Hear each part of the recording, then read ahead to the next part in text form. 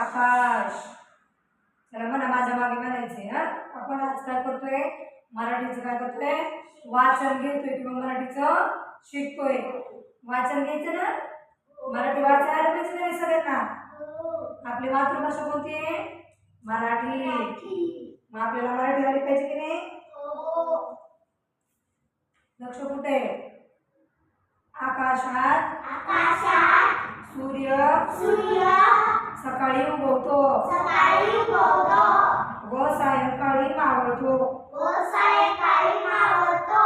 तो प्रकाशात दिवसभर तो प्रकाशात असतो. सूर्याच्या प्रकाशाला ऊन म्हणतात. दुपारचे ऊन प्रखर असते.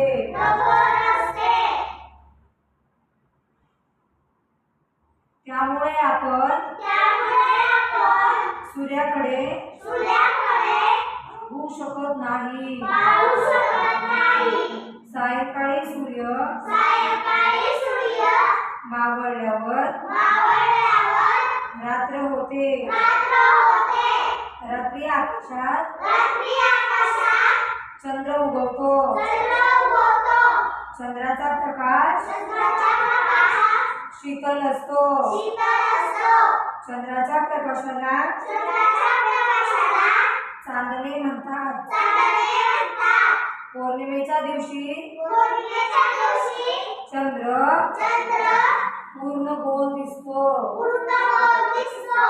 कसा दिसतो, गोल. चंद्राच्या प्रकाशाला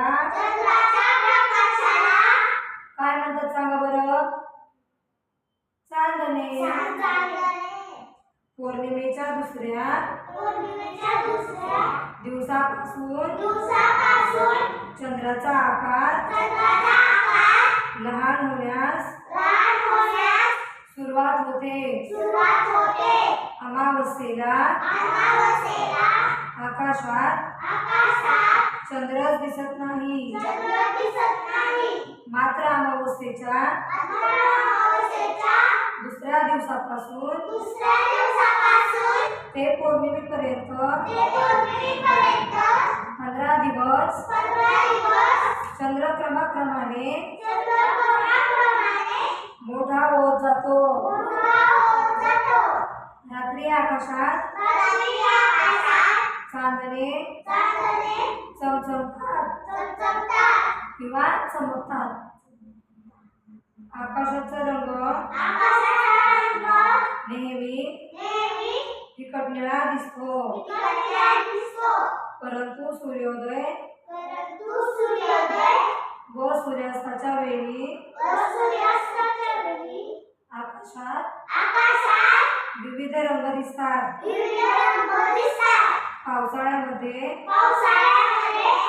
आकाशात काळ्या कुट्ट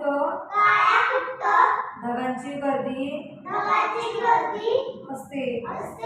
ढगांतून लखकन वीज चमकते.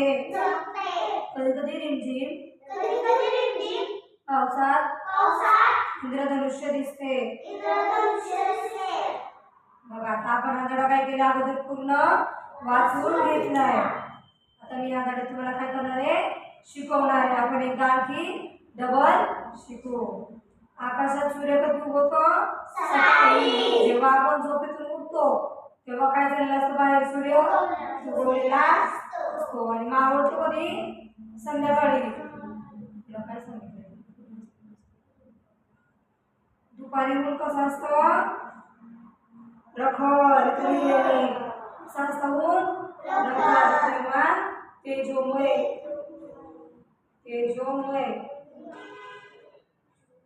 किंवा तेज किंवा तेजस्वी.